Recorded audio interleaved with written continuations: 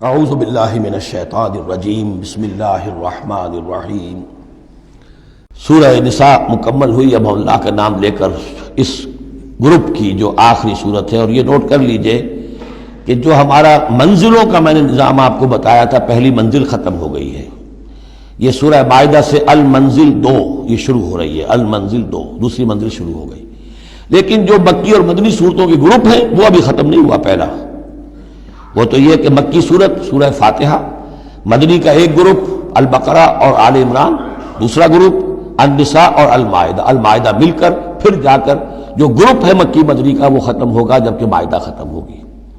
سورہ مائدہ کا بھی تقریباً اسلوب وہی ہے کہ جو سورہ نساء کا ہے، لیکن یہ کہ یہاں زیادہ جو زور ہے وہ اہل کتاب پر ہے۔ جیسا کہ میں نے آپ کو بتایا تھا کہ یہ جو گروپ ہے پہلا ان صورتوں کا، اس کے 2 مضامین ہیں بنیادی۔ ایک شریعت اسلامی، شریعت اسلامی کا بلو پرنٹ ابتدائی خاکہ جو ہے وہ سورہ بقرہ میں، تکمیلی احکام اب اس میں آئیں گے۔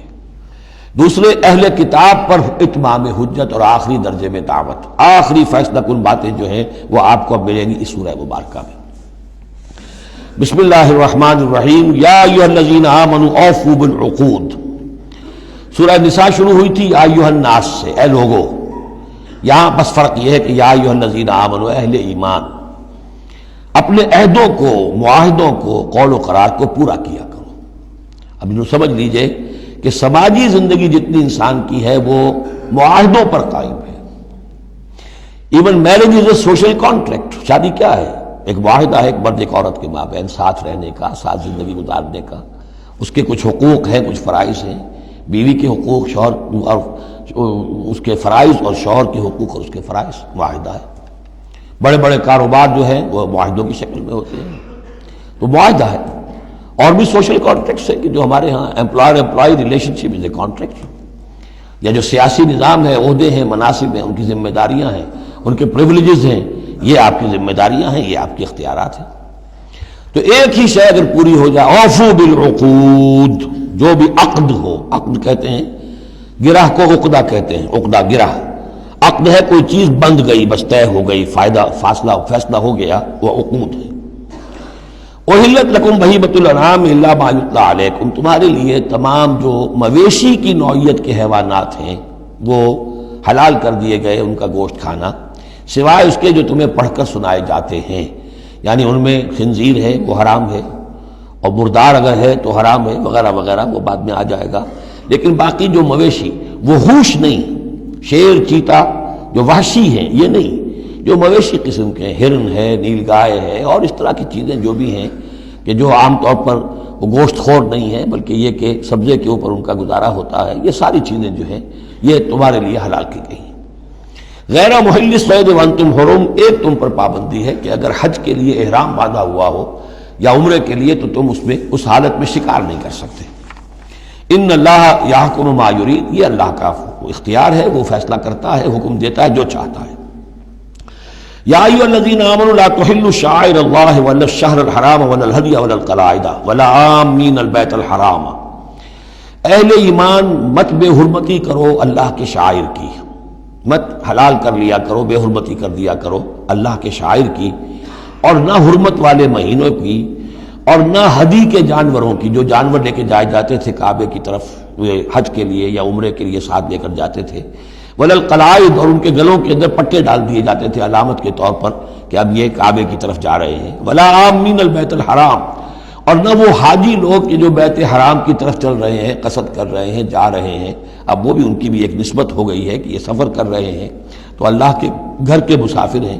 جیسے کہ وہاں آپ نے دیکھا ہوگا جو گئے ہیں کہ انہیں وہ کہتے ہیں مرحبا بضیوف الرحمن، کہ مرحبا ان لوگوں کو کہ جو رحمان کے مہمان ہیں، یعنی حاجی جو یہاں آئے ہیں وہ اصل میں اللہ کے مہمان ہیں، اللہ میزبان ہے۔ تو اب ان کے لیے یہ ہے کہ ان کی بے حرمتی نہ ہو، حتیٰ کہ عزت نہ ہو۔ یبتغون فضلا من ربہم ورضوانا، یہ سب جو ہیں اللہ تعالیٰ کی فضل کی اور اس کے اپنے رب کے رضوان کی تلاش میں ہیں، اس کی کوشش میں جا رہے ہیں۔ وَإِذَا حَلَلْتُمْ فَاصْطَادُوا، ہاں جب تم احرام کھول دو، حلال ہو جاؤ، تو یہ حلال ہو جانا ایک اصطلاح ہے، جبکہ احرام کھل گیا، فَاصْطَادُوا، پھر تم شکار کرو، تمہیں کھلی چھوٹ ہے، ساری پابندیاں احرام کی حالت کی ہیں۔ وَلَا يَجْرِمَنَّكُمْ شَنَآنُ قَوْمٍ أَن صَدُّوكُمْ عَنِ الْمَسْجِدِ الْحَرَامِ أَن تَعْتَدُوا، اور دیکھنا تمہیں آمادہ نہ کر دے کسی قوم کی دشمنی کہ انہوں نے تمہیں روکے رکھا تھا مسجد حرام سے کہ تم بھی زیادتی کرو، یعنی انہوں نے تمہیں روکے رکھا 7 برس تک 6 برس تک اور تمہیں یہاں قریب نہیں آنے دیا. اب ایسا نہ ہو کہ اس کے بدلے میں تم کو زیادتی کرو، زیادتی مت کرو. وَلَا يَجْرِمَنَّكُمْ شَنَآنُ قَوْمٍ، تمہیں آمادہ نہ کر دے کسی قوم کی دشمنی، اور دشمنی کس وجہ سے؟ ان صدوکم عن المسجد الحرام، کہ انہوں نے تمہیں روکے رکھا مسجد حرام سے، ان تعتدوا، کہ تم زیادتی کرنے لگو. وَتَعَاوَنُوا عَلَى الْبِرِّ وَالتَّقْوَىٰ، نیکی کے کاموں پر اور تقوی کے کاموں پر تعاون کیا کرو. وَلَا تَعَاوَنُوا عَلَى الْإِثْمِ وَالْعُدْوَانِ، اور اسم، گناہ اور عدوان، ظلم اور زیادتی کے کاموں میں تعاون مت کرو. وَاتَّقُوا اللَّهَ إِنَّ اللَّهَ شَدِيدُ الْعِقَابِ، اللہ کا تقوی اختیار کرو، یقیناً اللہ تعالیٰ سزا دینے میں بہت سخت ہے. دیکھیے انداز بالکل وہی ہے جو سورہ نساء کا ہے، وہی معاشرتی معاملات، اس کے بارے میں بنیادی اصول. اب یہاں پہ پھر وہ آ رہی ہے آخری مرتبہ یہ آیت، اور مزید وضاحت کے ساتھ. حرمت علیکم المیتۃ، تم پر حرام کیا گیا مردار، جو خود اپنی موت مر گیا جانور، وہ حرام ہو گیا. والدم، دموں اور خون، ولحم الخنزیر، اور خنزیر کا گوشت، وما اہل لغیر اللہ بہ، اور جس پر پکارا گیا اللہ کے سوا کسی اور کا نام، کسی اور کے نام نامزد ہے، کسی اور کا تقرب حاصل کرنے کے لیے اس کا وہ جو ہے ذبح کیا جا رہا ہے. والمنخنقۃ، اور وہ جانور جو گلا گھٹنے سے مر گیا. کبھی ایسا ہوتا ہے کہ کوئی بکری ہے یا کچھ اور ہے، وہ اپنی زنجیر جس میں بندھی ہوئی ہے اسی کا کوئی پھندا ایسا لگ جاتا ہے، اب وہ جتنی کوشش کرتی ہے اس پھندے سے نکلنے کی، وہ گلا گھٹ جاتا ہے، مر جاتی ہے. تو یہ بھی مردار کے حکم میں ہے. والموقوذۃ، یا چوٹ لگنے سے کسی جانور کی موت واقع ہو گئی، وہ بھی مردار کے حکم میں ہوگا. والمتردیۃ، یا اونچی جگہ سے کہیں سے کوئی جانور گرا ہے، گردن ٹوٹ گئی ہے، مر گیا ہے، وہ بھی مردار ہے. والنتیحۃ، کسی اور نے جانور نے سینگ مارا ہے، اس کے صدمے سے وہ ہلاک ہو گیا ہے جانور، تو وہ بھی حرام ہو گیا. یعنی میتہ کی مزید 4 قسمیں. یہی نہیں ہے کہ کسی بیماری سے جانور مرا ہو، لیکن یہ کہ یہ مرنے کی، ذبح ہونے کی نوبت نہیں آئی، اس کے جسم سے خون نکلنے کا امکان نہیں رہا، اس کا خون جو ہے اس کے جسم کے اندر ہی جم گیا ہے، اس کے گوشت کا حصہ بن گیا ہے، لہذا وہ مردار کے حکم میں ہے. وما اکل السبع الا ما ذکیتم، اور جسے کھا لیا ہو درندوں نے مگر یہ کہ جسے تم ذبح کر لو. فرض کیجئے کہ کسی شیر نے یا کسی چیتے نے کسی ہرن کے اوپر حملہ کیا، لیکن اس سے پہلے کہ وہ ہرن مرتا وہ شیر بھاگ گیا، آپ نے کوئی فائر کیا وہ بھاگ گیا، ابھی ہرن میں جان ہے، آپ نے جا کے ذبح کر لیا، تو وہ پھر آپ کے لیے جائز ہے، کیونکہ ابھی اس میں جان تھی، ذبح آپ نے کیا ہے، تو اب یہ کہ اس میں سے وہ خون نکل جائے گا. تو جہاں جہاں شیر کا منہ لگا ہو اس حصے کو کاٹ کر پھینک دیجیے، باقی آپ کھا سکتے ہیں. الا ما ذکیتم، سوائے اس کے کہ جسے تم نے ذبح کر لیا. وما ذبح علی النصب، اور یہ بھی تمہارے لیے حرام کیا گیا کہ تم استھانوں پہ جا کر ذبح کرو. یہ خاص جگہ ہے، یہ خاص جو ہے وہ کسی ولی اللہ کا بازار ہے، وہاں جا کے ذبح کرنا، یا کسی دیوتا یا دیوی کا کوئی استھان ہے، وہ بھی اب حرام ہو گیا. وَأَن تَسْتَقْسِمُوا بِالْأَزْلَامِ، یا جوئے کے تیروں کے ذریعے سے تقسیم کرو. یہ بھی ایک جوئے کی شکل ہو جاتی تھی. وہ لوگ یہ کرتے تھے، قربانی اپنی کی، اس کے بعد گوشت کے ڈھیر لگا دیے، اب تیروں کے ذریعے سے جوا کھیل رہے ہیں، تو بڑے بڑے ڈھیر جو ہے اس کے اندر داؤ پر لگ رہے ہیں. ذالکم فسق، یہ تمام چیزیں جو ہیں گناہ کے کام ہیں. الیوم یئس الذین کفروا من دینکم، دیکھو اب یہ کافر لوگ تمہارے دین سے مایوس ہو چکے ہیں، یعنی یہ سمجھ چکے ہیں کہ نظام تو اب اللہ ہی کا رہے گا. اب یہاں پر چونکہ سورہ مائدہ جیسا کہ میں نے اس کی آخری صورتوں میں سے ہے، لہذا اب انہیں یہ تو توقع نہیں ہے کہ اسلام کا راستہ روک سکیں گے، لیکن وہ یہ ضرور چاہیں گے کہ اس قسم کی چیزیں تمہارے اندر جاری رہیں، اس طرح کی چیزیں جیسے ہمارے ہاں بھی ہندوانہ اثرات چلتے رہے بہت عرصے تک، اب بھی چل رہے ہیں. تو الیوم یئس الذین کفروا من دینکم، تمہارے دین سے تو مایوس ہو چکے ہیں کہ اب یہ دین تو انہی کا ہوگا اور ہمارا دین ختم ہوا. فلا تخشوہم واخشونی، تو اب ان سے مت ڈرو، مجھ سے ڈرو. الیوم اکملت لکم دینکم، آج کے دن میں نے تمہارے لیے تمہارے دین کی تکمیل فرما دی ہے. واتممت علیکم نعمتی، اور تم پر اتمام فرما دیا ہے اپنی نعمت کا.